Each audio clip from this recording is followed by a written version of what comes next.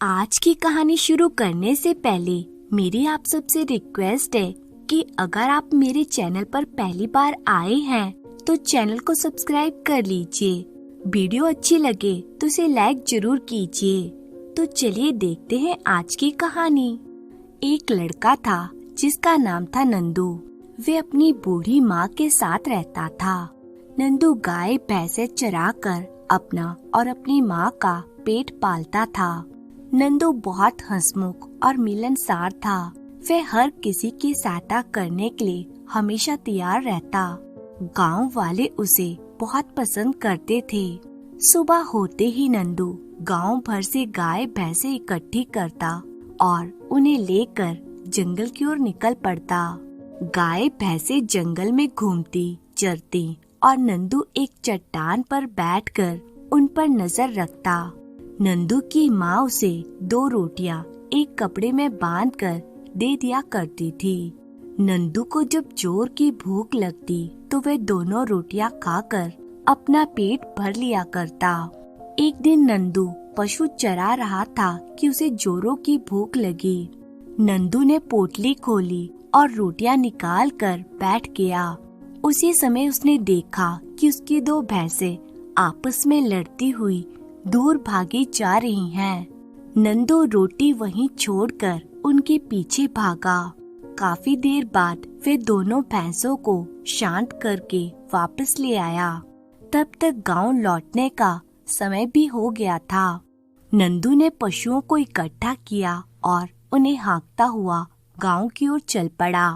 रास्ते में उसे याद आया कि इस हड़बड़ी में वे रोटियां खाना तो भूल ही गया और रोटियां चट्टान पर छूट गई हैं। उसने सोचा कि अब अगर वे रोटियां लेने जाएगा तो ये गाय भैंसे इधर उधर भाग जाएंगी। इससे तो अच्छा है कि जब वे कल पशुओं को लेकर आएगा तब आज की रोटियां भी खा लेगा। यह विचार करता हुआ नंदू अपने गांव लौट गया। दूसरे दिन नंदू पशुओं को लेकर जंगल में उसी जगह पहुंचा जहां वे रोटियां भूल आया था।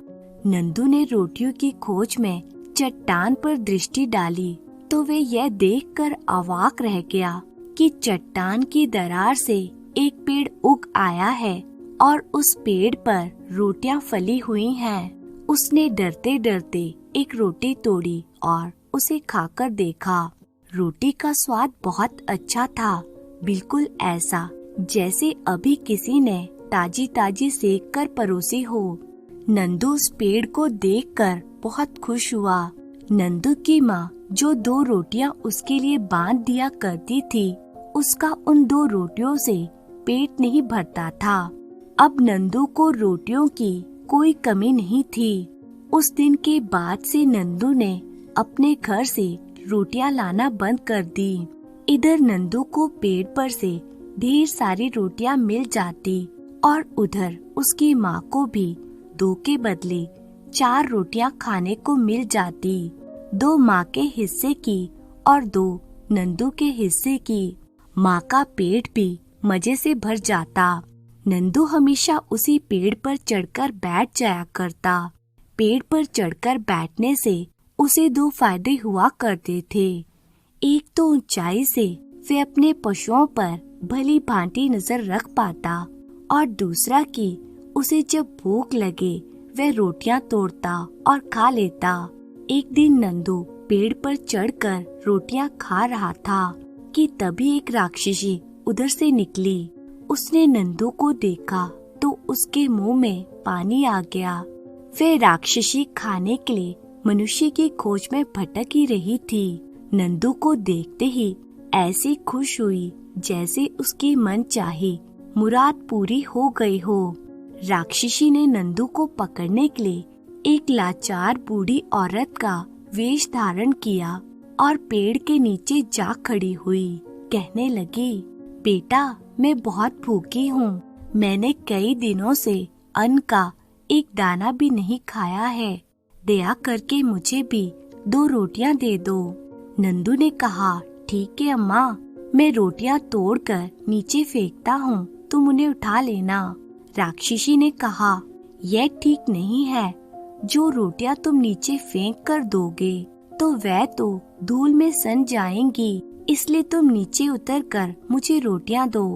वे चाहती थी कि नंदू पेड़ से नीचे उतरे तो वह उसे पकड़ ले, किंतु नंदू पेड़ से उतरना नहीं चाहता था। नंदू ने दूसरी योजना सोचते हुए कहा, अम्मा ऐसा करो कि तुम अपना आंचल फैलाओ, मैं उसमें रोटियां गिरा देता हूँ। राक्षसी ने लाचारी का अभिनय करते हुए कहा, अरे बेटा, मेरी आंखों की रोशनी तेज नहीं है, मुझे धुंधला दिखाई देता है, भला मैं अपने आंचल में रोटियां कैसे समेट पाऊंगी। तुम ऐसा करो कि पेड़ से नीचे आकर मुझे रोटियां दे दो। नंदू राक्षसी की बातों में आ गया। उसने पेड़ से 2 रोटियां तोड़ी और पेड़ से नीचे उतर आया। वह जैसे ही राक्षसी को रोटियां देने आगे बढ़ा कि राक्षसी ने उसकी बाह पकड़कर उसे अपने झोले में डाल लिया और झोले का मुंह बांध दिया। नंदू समझ गया कि वह किसी राक्षसी के जाल में फंस चुका है, लेकिन वह कर भी क्या सकता था। राक्षसी नंदू को झोले में बंद करके अपनी गुफा की ओर चल पड़ी। गुफा में वह अपनी बेटी के साथ रहती थी। राक्षसी खुश थी कि आज उसे अच्छा शिकार मिल गया है। अब माँ बेटी मिलकर इस लड़के को खाएंगी। राक्षसी को चलते चलते प्यास लगने लगी। कुछ दूर पर उसे एक जलकुंड दिखाई दिया। राक्षसी जलकुंड के पास पहुँची। उसने झोले को वहीं जमीन पर रख दिया और स्वयं पानी पीने कुंड में उतर गई। संयोगवश उसी समय उस जगह से कुछ बंजारे गुजर रहे थे। नंदू ने बंजारों की आहट सुनी तो वह सहायता के लिए पुकारने लगा। बंजारों ने देखा कि जमीन पर एक बंद झोला पड़ा हुआ है जो हिल डुल रहा है और उसमें से सहायता की पुकार निकल रही है। कौतूहलवश बंजारे झोले के पास पहुँचे। उन्होंने झोले का मुंह खोलकर नंदू को बाहर निकाला। नंदू ने उन्हें अपनी आप बीती सुनाई। बंजारों और नंदू ने मिलकर झोले में पत्थरों के टुकड़े भर दिए। इसके बाद बंजारे अपने रास्ते चले गए और नंदू अपने पशुओं की ओर भागा। उसने अपने पशुओं को इकट्ठा किया और अपने घर की ओर चल पड़ा। इधर राक्षसी जल कुंड से ढेर सारा पानी पीकर बाहर आई तो उसने देखा कि उसका झोला उसी स्थान पर पड़ा हुआ था। उसने झोले को उठाया और अपनी गुफा की ओर चल पड़ी। गुफा में पहुंचकर राक्षसी ने अपनी बेटी को पुकारा, बेटी देखो तो आज मैं क्या लाई हूँ। राक्षसी की बेटी ने पूछा, क्या लाई हूँ माँ? तुम स्वयं देख लो। कहते हुए राक्षसी ने झोला अपनी बेटी के सामने रख दिया। राक्षसी की बेटी ने झोले का मुंह खोला और झोले में झांक कर देखा तो आग बबूला हो उठी। ये क्या है माँ? यहाँ तो भूख के मारे मेरी जान निकल रही है और तुम्हें ठिठोली सूझ रही है। अब ये पत्थर तुम ही खाओ। लगता है मनुष्य पकड़ना अब तुम्हारे बस की बात नहीं रही। राक्षसी की बेटी ने अपनी माँ को बुरा भला कहना शुरू कर दिया। राक्षसी ने भी देखा कि उसके झोले में लड़के की जगह पत्थर भरे हुए हैं। वह समझ गई कि लड़का उसे चकमा देकर भाग गया होगा। उसने मन ही मन निश्चय किया कि अब चाहे जो भी हो जाए मगर वह नंदू को पकड़कर ही रहेगी।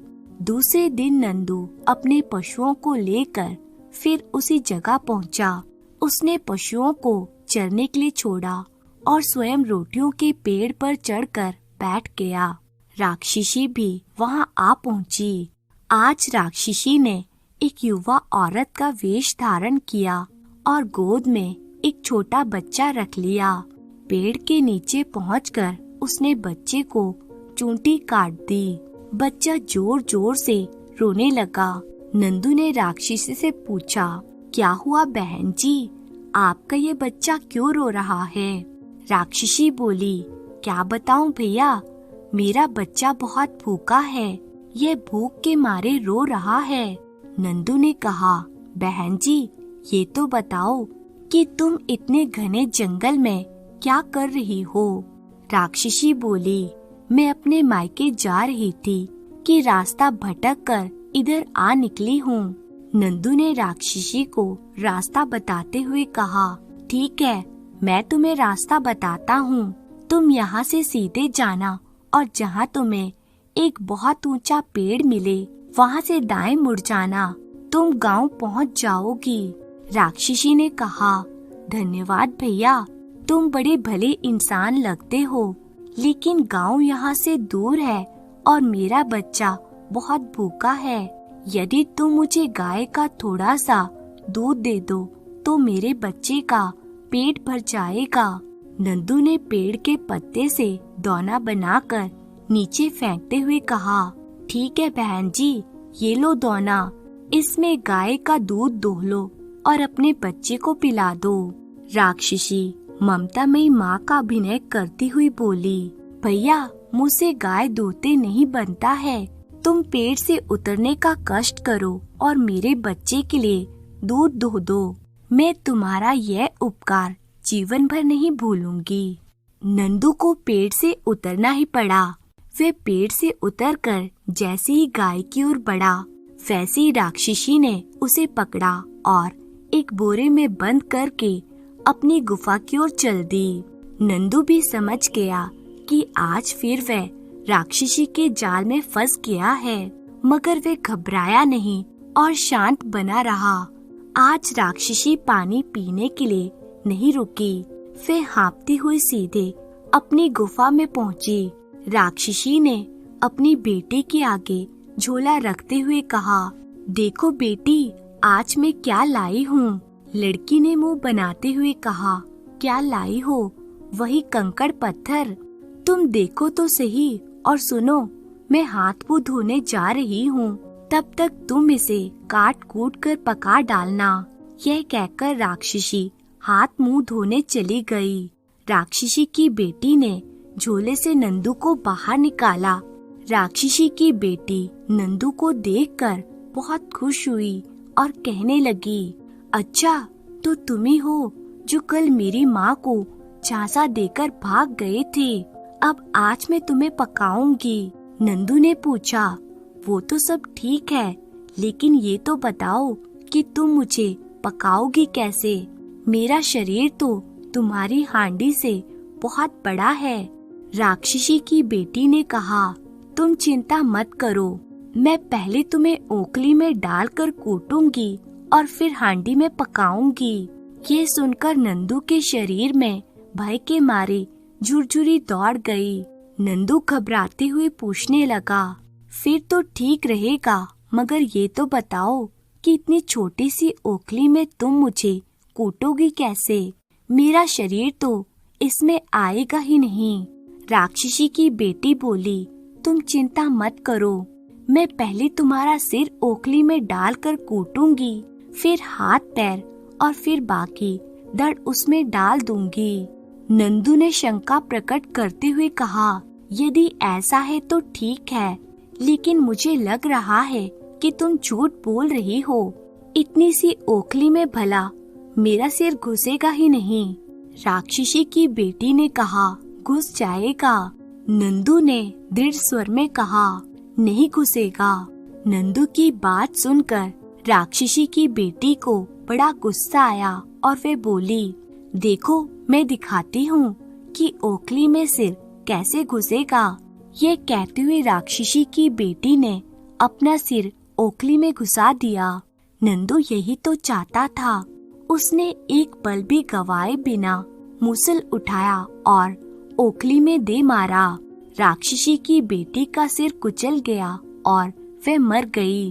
अब नंदू ने राक्षसी की बेटी के टुकड़े टुकड़े किए और हांडी में पका दिया। इतने में राक्षसी हाथ मुंह धोकर लौट आई। नंदू वहीं छिप गया। राक्षसी ने हांडी को देखा और समझा कि उसकी बेटी ने नंदू को पका दिया है। उसने अपनी बेटी को पुकारा। कोई उत्तर न मिलने पर राक्षसी ने सोचा कि शायद बेटी भी हाथ मुंह धोने चली गई होगी। राक्षसी को बहुत जोरों की भूख लग रही थी। उससे रहा नहीं जा रहा था। उसने हांडी से पका हुआ मांस निकाला और खा लिया। खा पी कर राक्षसी को नींद आने लगी। वे वहीं लेट गई और थोड़ी देर में उसके खर्राटों से गुफा गूंजने लगी। उचित अवसर देखकर नंदू बाहर निकला और उसने मुसला उठाकर राक्षसी के सिर पर दे मारा। राक्षसी वहीं मर गई। इसके बाद नंदू ने राक्षसी की गुफा से वे सारा धन उठा लिया जो राक्षसी ने राहगीरों को मार मार कर इकट्ठा किया था। धन लेकर नंदू अपने पशुओं के पास पहुंचा। पशुओं को इकट्ठा करके अपने घर की ओर चल पड़ा। उस दिन के बाद से नंदू और उसकी माँ सुख से जीवन यापन करने लगे। अब उन्हें धन की कोई कमी नहीं रही थी। कहानी ये समाप्त होती है दोस्तों। उम्मीद है आपको पसंद आई होगी। तो अगर कहानी आपको अच्छी लगी है तो इसे लाइक जरूर करें और आपको कहानी कैसी लगी कमेंट करके बताएं। ऐसी मजेदार कहानियाँ देखने के लिए चैनल को सब्सक्राइब कर लीजिए।